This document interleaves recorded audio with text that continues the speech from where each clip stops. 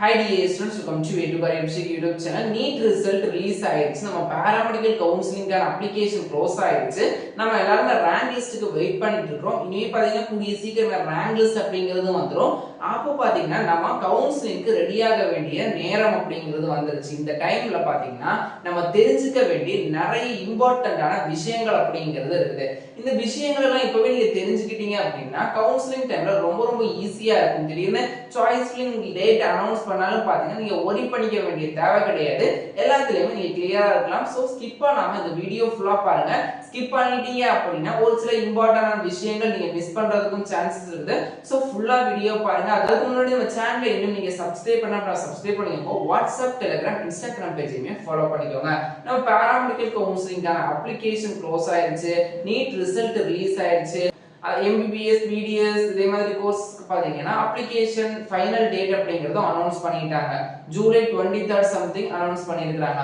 So இந்த டைம்ல நமக்கான rank list and MBBS, BDS rank list ஒரே டைம்ல ரிலீஸ் பண்றதுக்கான சான்சஸ் இருக்குது. எப்படியும் August first week or second week உள்ள ரிலீஸ் பண்ணிடுவாங்க. மோஸ்ட்லி ஆகஸ்ட் செகண்ட் வீக் உள்ள பாத்தீங்கன்னா ரேங்க் லிஸ்ட் அப்படிங்கறத ரிலீஸ் பண்ணிடுவாங்க. ரேங்க் லிஸ்ட் வந்ததுக்கு அப்புறம் தான் நம்ம உண்மையாவே கவுன்சிலிங் உடைய பார்ட்ல என்டர் ஆகும். ரேங்க் லிஸ்ட்ல நேம் வருதா இல்லையா, என்னுடைய ரேங்க் எவ்வளவு அப்படிங்கறத நீங்க பாத்துக்கோங்க. ரேங்க் லிஸ்ட் வந்ததுக்கு அப்புறம் கம்பல்சரி நீங்க பண்ண வேண்டிய வேலை. இதை தவிர்த்து இந்த கவுன்சிலிங்ல எத்தனை கோர்சஸ் கவர்மெண்ட் காலேஜ்ல வருது, எத்தனை கோர்சஸ் செல்ஃப் ஃபைனான்சிங் காலேஜ்ல வருது, என்னெல்லாம் courses government and self financing காலேஜ்ல வருது அப்படிங்கறதையும் நம்ம தெரிஞ்சுக்க வேண்டிய ஒரு முக்கியமான விஷயம். டோட்டலா பாத்தீங்கன்னா இந்த இயர் ஒரு 23 ஆர் 24 டிகிரி கோர்சஸ் ஆஃபர் பண்றாங்க அப்படின்னு நினைக்கிறேன். BSc nursing government and self ஃபைனான்சிங்ல ஆஃபர் பண்றாங்க. பிஃபார்ம் கவர்மெண்ட் அண்ட் செல்ஃப் ஃபைனான்சிங்ல ஆஃபர் பண்றாங்க. அது போக பாத்தீங்கன்னா பிபிடி கவர்மெண்ட் அண்ட் செல்ஃப் ஃபைனான்சிங்ல ஆஃபர் பண்றாங்க.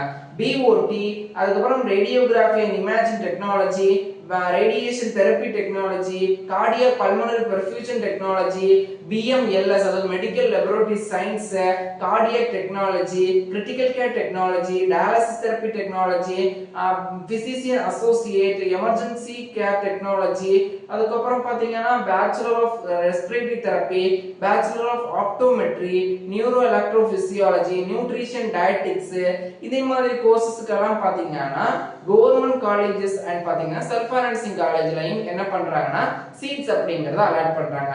இது போக புதுசா இந்த இயர் ஒரு 4 கோர்சஸ் கொண்டு வந்திருந்தாங்க. அதாவது BSc medical sociology, BSc science in nuclear medicine technology, Bachelor of Science in Health Information Management. இந்த கோர்சஸ்ல Bachelor of Prosthetic and Orthotic அப்படிங்கற கோர்ஸ்க்கு மட்டும் தான் government and self financing offer பண்றாங்க.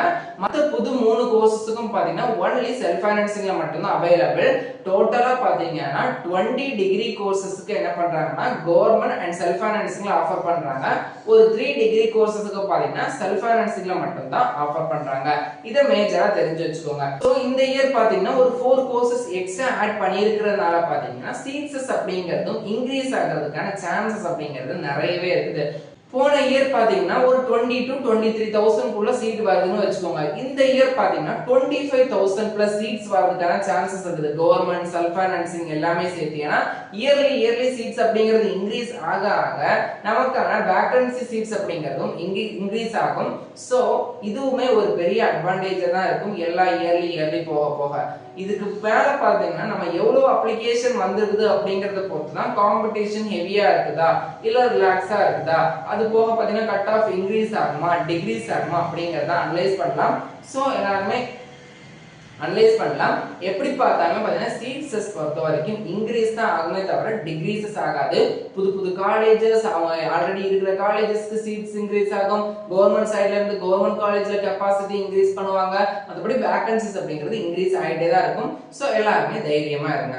தென் இந்த கவுன்சிலிங்ல நம்ம பார்ட்டிசிபேட் பண்றோம். ஓகே, இந்த டைம்ல யாரெல்லாம் சென்னைக்கு போகணும் அப்படிங்கிற மாதிரி நான் நிறைய தடவை சொல்லியிருந்தேன். PWD கேட்டகரி ஸ்டூடெண்ட்ஸ் சென்னைக்கு போற மாதிரி இருக்கும். உங்களுக்கு அதுக்கான டேட் அனௌன்ஸ் பண்ணுவாங்க. அனௌன்ஸ் பண்ணும்போது சேனல்ல இன்டிமேட் பண்ணிடுறேன். ஓகே, ரேங்க் லிஸ்ட் வந்துருச்சு. ரேங்க் லிஸ்ட் வந்ததுக்கு அப்புறம் ரேங்க் லிஸ்ட் செக் பண்ணிட்டு எங்க போகணும் ஜெனரல் கேட்டகரி ஸ்டூடெண்ட்ஸ் அப்படிங்கிற மாதிரி ஒரு டவுட் வரும். நீங்க எங்கேயும் போக வேண்டியது இல்ல. எல்லா அப்டேட்டுமே மெடிக்கல் செலக்ஷன் கமிட்டியோட அபிஷியல் வெப்சைட்ல கொடுத்துருவாங்க.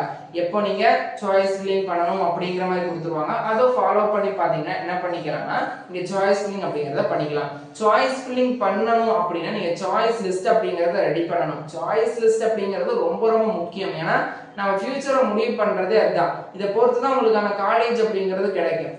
தென் ஒரு காலேஜ் தான் 2 காலேஜ் தான் கொடுக்கணும் அப்படிங்கிற மாதிரி இல்ல, எத்தனை காலேஜஸ் வேணாலும் கொடுக்கலாம். சோ நமக்கு இப்போ பாத்தீங்கன்னா MBBS BDSக்கான counselling application last date announce பண்ணிட்டாங்க ஜூலை 23 அப்படின்னு.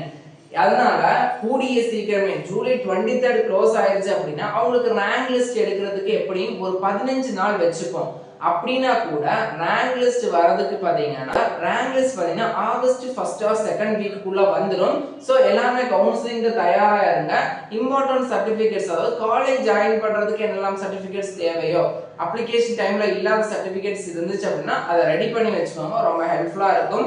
சோ பாத்தீங்கன்னா எல்லாருமே ரெடியா இருங்க. கவுன்சிலிங் அப்படிங்கிறது இன்னும் கொஞ்சம் நாட்கள்லயே நமக்கு வந்துடும். அதுக்கான அப்டேட் எல்லாமே நம்ம சேனல்ல கொடுத்துடுறேன். சோ இதே மாதிரி கல்வி சார்ந்த தகவலுக்கு நீங்கள் way to career YouTube channel நம்ம சேனலை சப்ஸ்கிரைப் பண்ணாலும் சப்ஸ்கிரைப் பண்ணிக்கோங்க. வாட்ஸ்அப், டெலிகிராம், இன்ஸ்டாகிராம் பேஜுமே ஃபாலோ பண்ணிக்கோங்க.